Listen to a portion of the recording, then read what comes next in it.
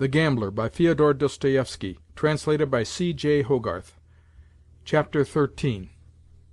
Almost a month has passed since I last touched these notes which I began under the influence of impressions at once poignant and disordered. The crisis which I then felt to be approaching has now arrived, but in a form 100 times more extensive and unexpected than I had looked for. To me it all seems strange, uncouth, and tragic. Certain occurrences have befallen me which border upon the marvelous. At all events, that is how I view them. I view them so in one regard at least. I refer to the whirlpool of events in which, at the time, I was revolving.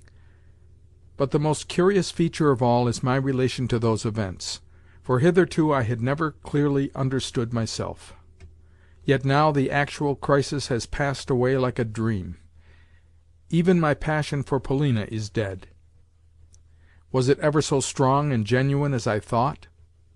If so, what has become of it now? At times I fancy that I must be mad, that somewhere I am sitting in a madhouse, that these events have merely seemed to happen, that still they merely seem to be happening. I have been arranging and re-perusing my notes, perhaps for the purpose of convincing myself that I am not in a madhouse. At present I am lonely and alone. Autumn is coming. Already it is mellowing the leaves, and, as I sit brooding in this melancholy little town, and how melancholy the little towns of Germany can be, I find myself taking no thought for the future, but living under the influence of passing moods, and of my recollections of the tempest which recently drew me into its vortex, and then cast me out again. At times I seem still to be caught within that vortex.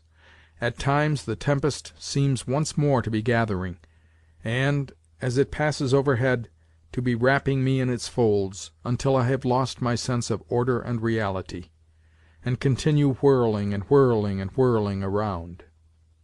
Yet it may be that I shall be able to stop myself from revolving if once I can succeed in rendering myself an exact account of what has happened within the month just past. Somehow I feel drawn towards the pen. On many and many an evening I have had nothing else in the world to do. But curiously enough, of late I have taken to amusing myself with the works of M. Paul de Kock, which I read in German translations obtained from a wretched local library. These works I cannot abide, yet I read them, and find myself marvelling that I should be doing so. Somehow I seem to be afraid of any serious book, afraid of permitting any serious preoccupation to break the spell of the passing moment. So dear to me is the formless dream of which I have spoken, so dear to me are the impressions which it has left behind it, that I fear to touch the vision with anything new, lest it should dissolve in smoke. But is it so dear to me? Yes, it is dear to me, and will ever be fresh in my recollections, even 40 years hence. So let me write of it, but only partially, and in a more abridged form than my full impressions might warrant. First of all, let me conclude the history of the grandmother. Next day she lost every gulden that she possessed.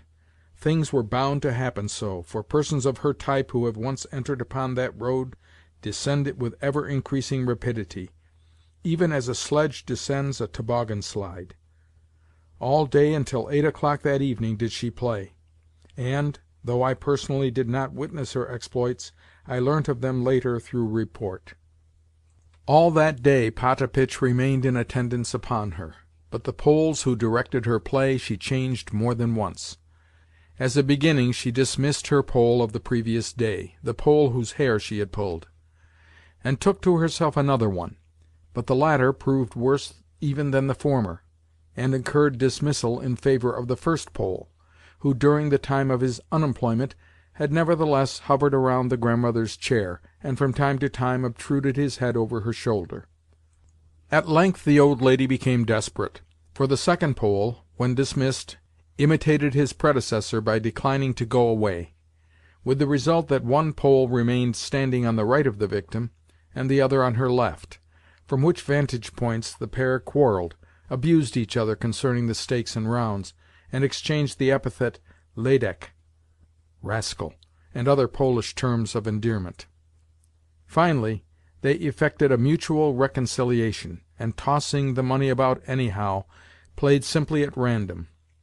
Once more quarrelling, each of them staked money on his own side of the Grandmother's chair.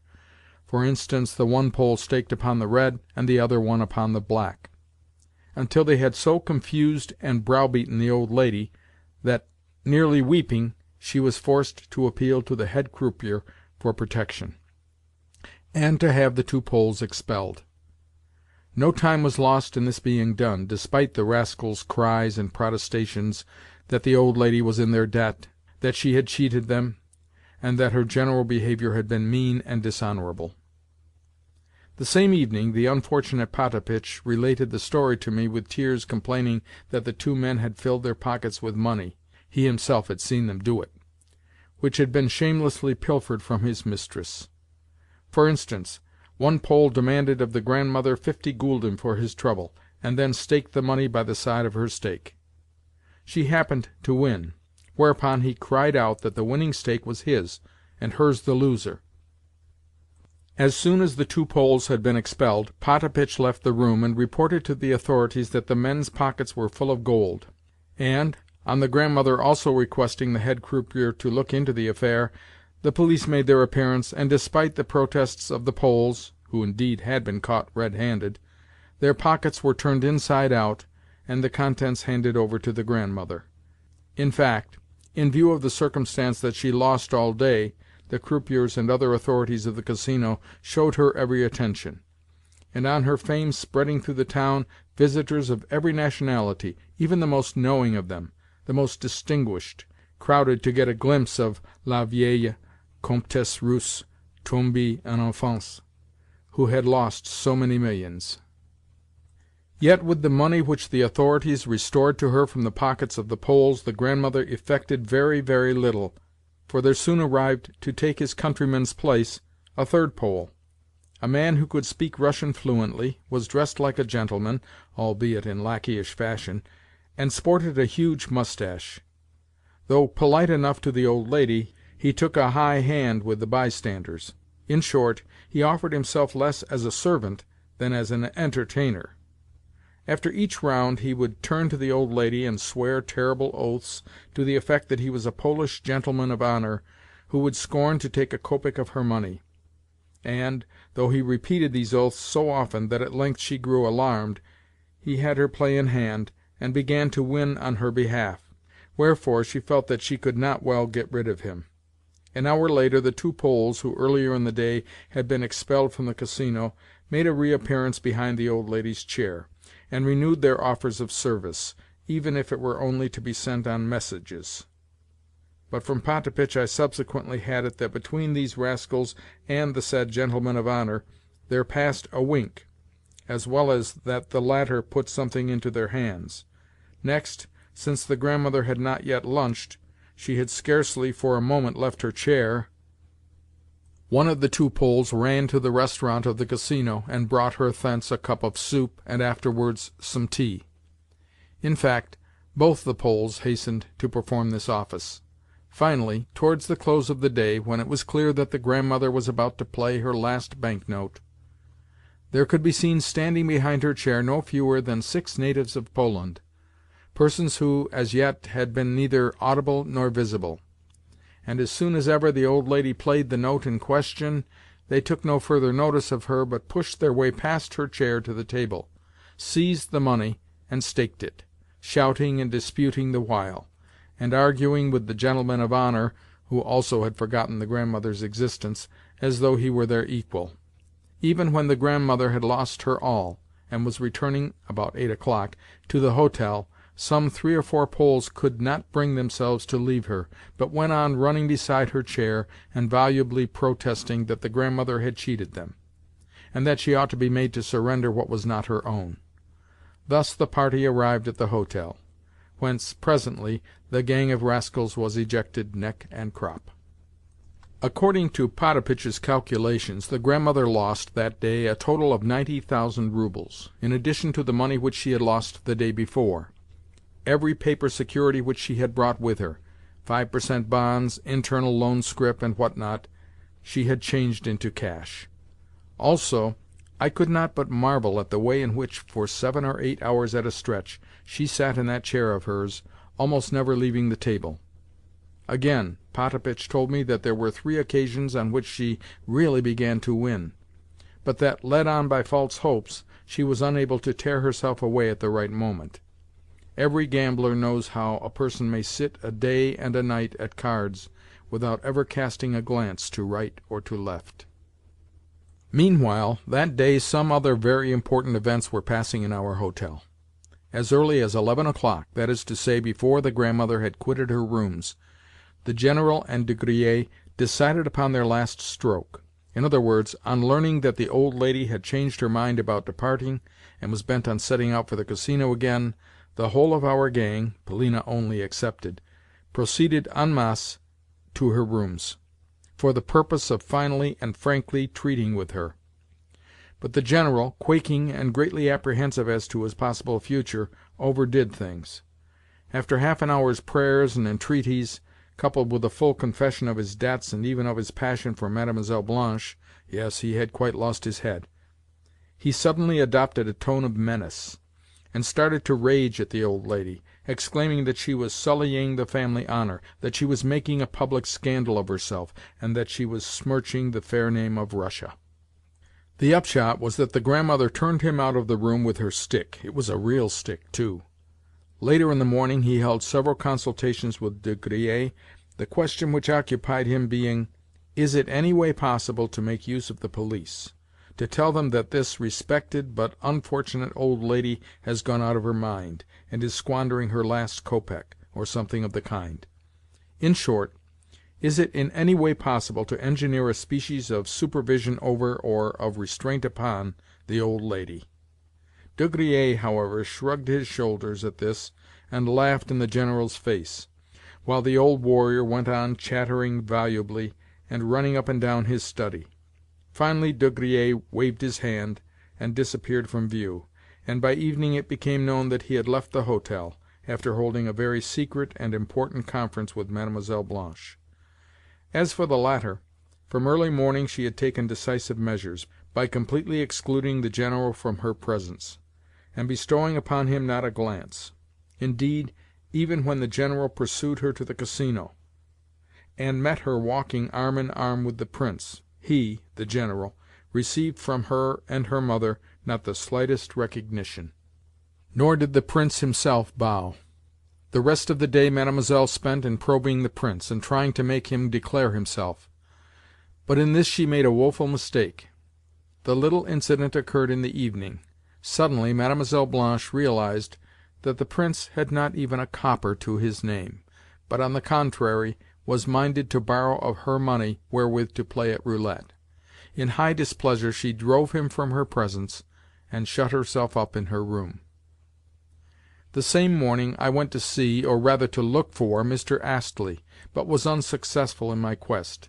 Neither in his rooms, nor in the Casino, nor in the park was he to be found. Nor did he that day lunch at his hotel as usual. However, at about 5 o'clock I caught sight of him walking from the railway station to the Hôtel d'Angleterre. He seemed to be in a great hurry and much preoccupied, though in his face I could discern no actual traces of worry or perturbation. He held out to me a friendly hand with his usual ejaculation of "Ah!" but did not check his stride. I turned and walked beside him, but found, somehow, that his answers forbade any putting of definite questions.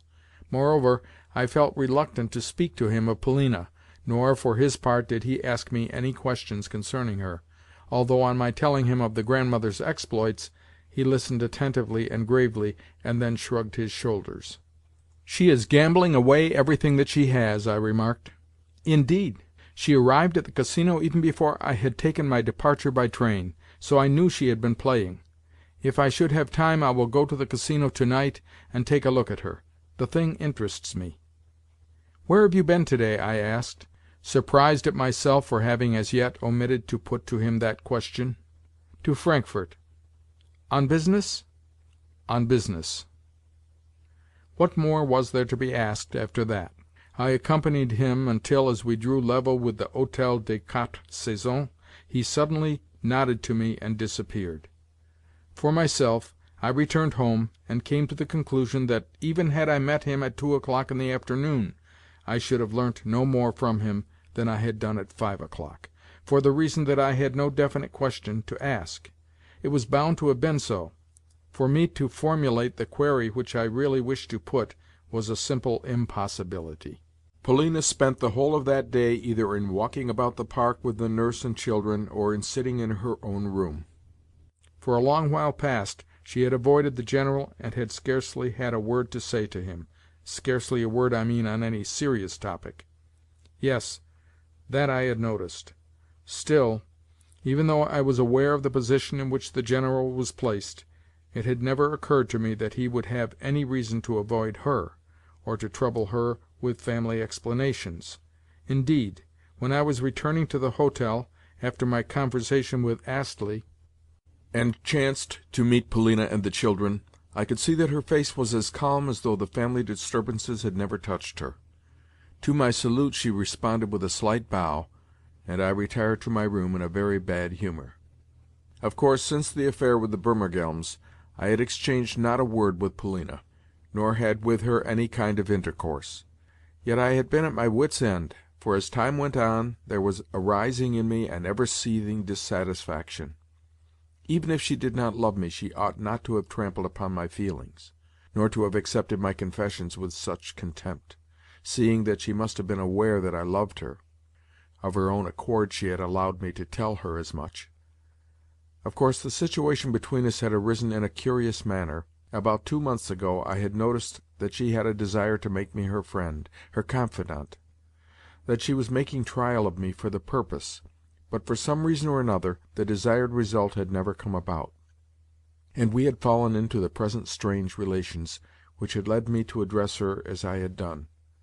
At the same time, if my love was distasteful to her, why had she not forbidden me to speak of it to her? But she had not so forbidden me. On the contrary, there had been occasions when she had even invited me to speak. Of course, this might have been done out of sheer wantonness, for I well knew (I had remarked it only too often) that after listening to what I had to say, and angering me almost beyond endurance, she loved suddenly to torture me with some fresh outburst of contempt and aloofness. Yet she must have known that I could not live without her. 3 days had elapsed since the affair with the Baron, and I could bear the severance no longer. When that afternoon I met her near the Casino, my heart almost made me faint, it beat so violently. She too could not live without me, for had she not said that she had need of me? Or had that too been spoken in jest? That she had a secret of some kind there could be no doubt. What she had said to the Grandmother had stabbed me to the heart. On 1,000 occasions I had challenged her to be open with me, nor could she have been ignorant that I was ready to give my very life for her. Yet always she had kept me at a distance with that contemptuous air of hers, or else she had demanded of me, in lieu of the life which I offered to lay at her feet, such escapades as I had perpetrated with the Baron. Ah! Was it not torture to me, all this? For could it be that her whole world was bound up with the Frenchman? What, too, about Mr. Astley? The affair was inexplicable throughout. My God, what distress it caused me! Arrived home, I, in a fit of frenzy, indited the following: Polina Alexandrovna, I can see that there is approaching us an exposure which will involve you too. For the last time I ask of you, have you, or have you not, any need of my life? If you have, then make such dispositions as you wish, and I shall always be discoverable in my room if required. If you have need of my life, write or send for me. I sealed the letter, and dispatched it by the hand of a corridor lackey, with orders to hand it to the addressee in person. Though I expected no answer, scarcely 3 minutes had elapsed before the lackey returned with the compliments of a certain person. Next, about 7 o'clock, I was sent for by the General. I found him in his study, apparently preparing to go out again, for his hat and stick were lying on the sofa. When I entered he was standing in the middle of the room, his feet wide apart, and his head bent down. Also, he appeared to be talking to himself. But as soon as ever he saw me at the door, he came towards me in such a curious manner that involuntarily I retreated a step and was for leaving the room. Whereupon he seized me by both hands, and drawing me towards the sofa, and seating himself thereon, he forced me to sit down on a chair opposite him. Then, without letting go of my hands, he exclaimed with quivering lips and a sparkle of tears on his eyelashes, "Oh, Alexei Ivanovitch, save me! Save me! Have some mercy upon me!" For a long time I could not make out what he meant, although he kept talking and talking, and constantly repeating to himself, "Have mercy! Mercy!" At length, however, I divined that he was expecting me to give him something in the nature of advice, or rather that, deserted by every one, and overwhelmed with grief and apprehension, he had bethought himself of my existence, and sent for me to relieve his feelings by talking and talking and talking. In fact, he was in such a confused and despondent state of mind that, clasping his hands together, he actually went down upon his knees and begged me to go to Mlle. Blanche, and beseech and advise her to return to him, and to accept him in marriage.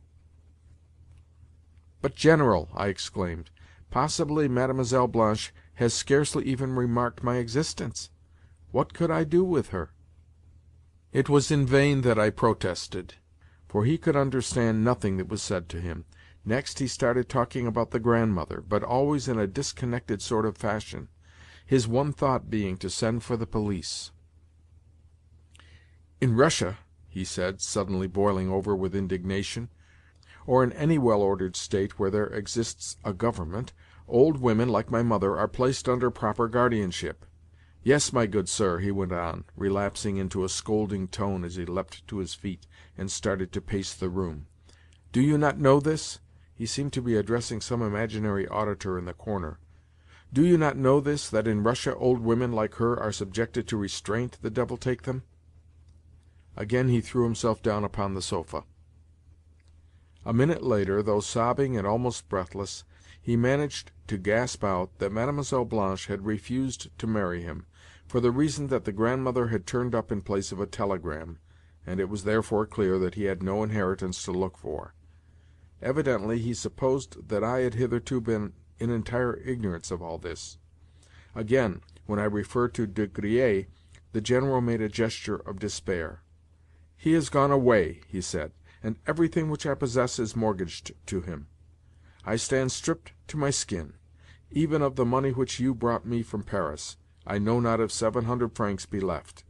Of course that sum will do to go on with, but as regards the future, I know nothing. I know nothing." "Then how will you pay your hotel bill?" I cried in consternation, "and what shall you do afterwards?" He looked at me vaguely, but it was clear that he had not understood, perhaps had not even heard, my questions. Then I tried to get him to speak of Polina and the children, but he only returned brief answers of "yes, yes," and again started to maunder about the Prince and the likelihood of the latter marrying Mlle. Blanche. "What on earth am I to do?" he concluded. "What on earth am I to do? Is this not ingratitude? Is it not sheer ingratitude?" And he burst into tears. Nothing could be done with such a man. Yet to leave him alone was dangerous, for something might happen to him. I withdrew from his rooms for a little while, but warned the nursemaid to keep an eye upon him, as well as exchanged a word with the corridor lackey, a very talkative fellow, who likewise promised to remain on the lookout. Hardly had I left the General when Potapitch approached me with a summons from the grandmother. It was now 8 o'clock, and she had returned from the Casino after finally losing all that she possessed. I found her sitting in her chair, much distressed and evidently fatigued. Presently Martha brought her a cup of tea and forced her to drink it. Yet, even then I could detect in the old lady's tone and manner a great change. "Good evening, Alexei Ivanovitch," she said slowly, with her head drooping. "Pardon me for disturbing you again. Yes, you must pardon an old woman like myself. For I have left behind me all that I possess, nearly 100,000 roubles. You did quite right in declining to come with me this evening. Now I am without money, without a single groat. But I must not delay a moment. I must leave by the 9:30 train. I have sent for that English friend of yours, and am going to beg of him 3,000 francs for a week. Please try and persuade him to think nothing of it, nor yet to refuse me, for I am still a rich woman who possesses 3 villages and a couple of mansions. Yes, the money shall be found, for I have not yet squandered everything. I tell you this in order that he may have no doubts about— Ah, but here he is. Clearly he is a good fellow." True enough, Astley had come hot-foot on receiving the grandmother's appeal. Scarcely stopping even to reflect, and with scarcely a word, he counted out the 3,000 francs under a note of hand which she duly signed. Then, his business done, he bowed, and lost no time in taking his departure. "You too leave me, Alexis Ivanovitch," said the grandmother. "All my bones are aching, and I still have an hour in which to rest. Do not be hard upon me, old fool that I am. Never again shall I blame young people for being frivolous. I should think it wrong even to blame that unhappy general of yours. Nevertheless, I do not mean to let him have any of my money, which is all that he desires, for the reason that I look upon him as a perfect blockhead, and consider myself, simpleton though I be, at least wiser than he is. How surely does God visit old age, and punish it for its presumption! Well, good-bye. Martha, come and lift me up." However, I had a mind to see the old lady off, and moreover I was in an expectant frame of mind. Somehow I kept thinking that something was going to happen. Wherefore I could not rest quietly in my room, but stepped out into the corridor, and then into the Chestnut Avenue for a few minutes' stroll. My letter to Polina had been clear and firm, and in the present crisis, I felt sure, would prove final. I had heard of De Griers' departure, and however much Polina might reject me as a friend, she might not reject me altogether as a servant. She would need me to fetch and carry for her, and I was ready to do so. How could it have been otherwise? Towards the hour of the train's departure I hastened to the station, and put the grandmother into her compartment, she and her party occupying a reserved family saloon. "Thanks for your disinterested assistance," she said at parting. "Oh, and please remind Prascovia of what I said to her last night. I expect soon to see her." Then I returned home. As I was passing the door of the General's suite, I met the nursemaid, and inquired after her master. "There is nothing new to report, sir," she replied quietly. Nevertheless I decided to enter, and was just doing so, when I halted thunderstruck on the threshold, for before me I beheld the General and Mlle. Blanche laughing gaily at one another, while beside them on the sofa there was seated her mother. Clearly the General was almost out of his mind with joy, for he was talking all sorts of nonsense, and bubbling over with a long-drawn, nervous laugh—a laugh which twisted his face into innumerable wrinkles, and caused his eyes almost to disappear. Afterwards I learnt from Mlle. Blanche herself that, after dismissing the Prince and hearing of the General's tears, she bethought her of going to comfort the old man, and had just arrived for the purpose when I entered. Fortunately, the poor General did not know that his fate had been decided, that Mademoiselle had long ago packed her trunks in readiness for the first morning train to Paris. Hesitating a moment on the threshold, I changed my mind as to entering, and departed unnoticed. Ascending to my room, and opening the door, I perceived in the semi-darkness a figure seated on a chair in the corner by the window. The figure did not rise when I entered, so I approached it swiftly, peered at it closely, and felt my heart almost stop beating. The figure was Polina.